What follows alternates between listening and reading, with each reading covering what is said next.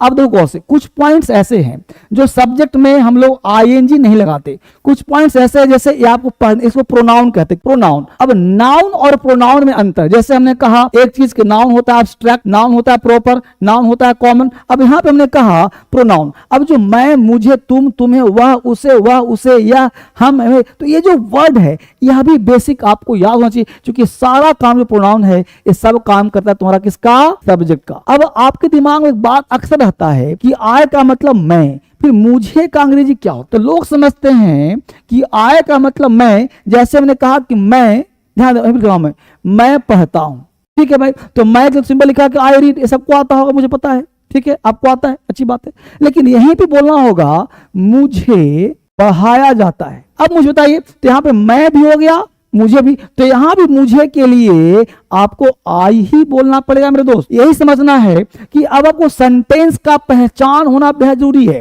इसको हम लोग बोलते हैं टेंस।